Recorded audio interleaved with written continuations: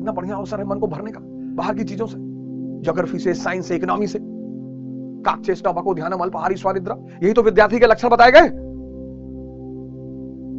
पाखंड को छोड़ दो, धर्म को पकड़ लो। पाखंड को छोड़ दो, धर्म को पकड़ लो। धर्म को मत छोड़ो, धर्म को छोड़ोगे तो इतनी बुरी स्थिति हो जाएगी, इतनी बुरी। पाखंड को छोड़ दो। तो मन को समझना है, मन को बदलना है। मन को बदलने के लिए क्या करना है? तपस्या करनी है। और यह है तपस्या का सिद्धांत। कष्ट उठाना है 6 महीने। 6 महीने अगर उठा लोगे, 6 महीने अगर तुमने तपस्या कर ली, 6 मंथ्स, तो ये जितनी भी कंपटीशन है ये सब तुम्हारे कब्जे में आ जाए। सब कोई बताया नहीं होगा आज तक। बाकी कहीं पढ़ो, दिल्ली पढ़ो, लंदन पढ़ो, कलकत्ता पढ़ो, न्यूयॉर्क, कुछ फायदा ही नहीं है। आंतरिक परिवर्तन बाहरी उपलब्धि दिलाएगा। 6 मंथ, 1 ईयर कर लिए, अरे तो एक बहुत ही जबरदस्त व्यक्तित्व हो जाएगा तुम्हारा। कुछ भी करो। 5 साल कर लिए, तब तो भारत के प्रधानमंत्री मोदी जी उसका सबसे बड़ा एग्जांपल है। वो कौन सा हार्वर्ड और येल से पढ़े हुए हैं, किसी ने उनको यह सूत्र बता दिया, कहते हैं, पता नहीं, मेरी तो कभी मुलाकात नहीं, ना मेरी बातचीत है, और मैं मिलना भी नहीं चाहता। मैं कौन सा ठेकेदार बिजनेसमैन हूं कि मुझे ठेका लेना है। भारत के प्रधानमंत्री इतने बिजी आदमी है, उनसे क्या करेंगे मिलके। मैं तो गुरु महाराज से मिलना चाहता हूं, अग्रानंद महाराज जी से। संत महात्मा कहीं भी, तो कोयम्बटूर गया आश्रम में, वहां रहा 1 हफ्ते। सदगुरु जी के आश्रम में बड़ा आनंद आया। पंडित रविशंकर जी का एक प्रोग्राम था, एक बार इलाहाबाद में, वहां गया। आशुतोष महाराज जी तो सीधे तौर पे उनसे जुड़ा ही हुआ हूं। कहता है ना रंचो 3 इडियट में कि जहां जहां गंगा बह रही है पानी पी लो।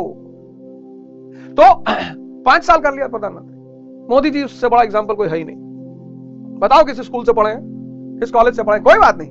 राजा समझदार होना चाहिए। पढ़ाई क्या मतलब है? एक से एक पढ़े लिखे लोग, बड़ा प्रश्न उठता है मोदी जी की पढ़ाई पर। आज मैं इस बात को स्पष्ट कर दूं कि शिक्षा राजा लेकर क्या करेगा?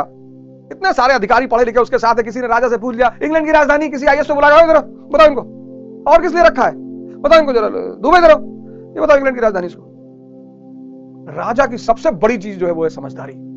नहीं भी है, हालांकि एमए पॉलिटिकल साइंस उन्होंने कर ही रखा, लेकिन अगर नहीं भी है तो कोई फर्क नहीं पड़ता, कोई फर्क नहीं पड़ता। राजा की शिक्षा और दीक्षा से कोई फर्क नहीं। लेकिन राजा तपाया उन्होंने, गलाया अपने आप को। एक से एक लोग एमएससी फिजिक्स सिगरेट की दुकान के सामने खड़े होकर सिगरेट पी रहे हैं, और चर्चा किस पे कर रहे हैं? रैशनलिज्म पे। इमैनुअल कांट ऐसा बोलता है, जर्मनी और डेविड ह्यूम और डेकार्ट्स और स्पिनोजा और Leibniz, Shankar bloody I don't talk about Indian philosophers. लो, मोदी जी तो नहीं पीते क्योंकि ध्यान ही है ना, जरूरत ही नहीं है। भाई शराब नहीं पीते।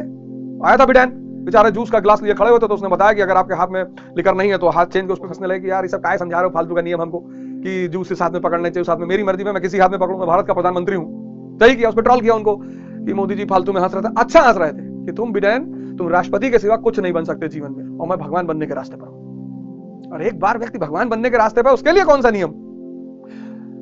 ये देखो 5 साल, और अगर 14 साल कर लिए तो भगवान। अब तुम डिसाइड कर लो कि कितने साल कष्ट झेलने हैं तुम्हें। कुछ लोग कहते हैं ना, भैया हमारी पूरी जिंदगी कष्ट में बीत गई, क्योंकि तुम अध्यानी हो। जिंदगी नचाएगी तो है ही है, जिंदगी नचाएगी तो है ही है, उसका काम है नचाना। लेकिन अगर होश में तुमने खुद ही नाच लिया तब तुम नचवाओगे लोगों को। मैं बार बार रिक्शे वाले का एग्जांपल लेता हूं। वो रिक्शा वाला देखो कितना श्रम कर रहा है, कितना नाच रहा है, पर होश में नहीं। अगर वो होश में रिक्शा चलाना, ध्यान में रिक्शा चलाना शुरू कर दे, 2 साल, 3 साल, मैक्सिमम 4 साल, 5 साल बाद पूंजीपति हो जाएगा वो। लेकिन वो तो कह रहा भैया सब यहाँ लिखा है, तकदीर में, माथे में सब लिखा है। माथा है कि लेटर पैड है? यही तो विवेकानंद कहते हैं कि मनुष्य के हाथ में उसका भाग्य है। अगर उसे तपस्या का सिद्धांत समझ में आ गया, कष्ट देना शुरू कर देगा। जैसे ही कष्ट देगा वैसे ही परिवर्तन शुरू हो जाएगा। जैसे ही ताप देगा, टेम्परेचर, वैसे ही गलना शुरू हो जाएगा। और जैसे ही तुम गलना शुरू करोगे, चमकने लगोगे। यही तो सूरज है, यही तो सूर्य है। तापमान है उसके अंदर।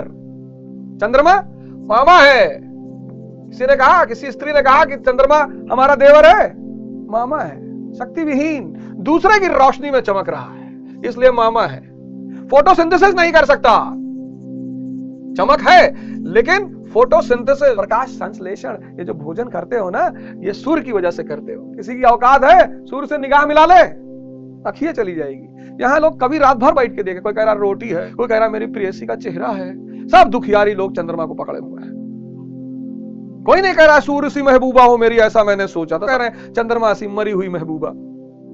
सूर्य भगवान पिता शक्ति, पूरे संसार पूरे दुनिया का ऊर्जा स्रोत।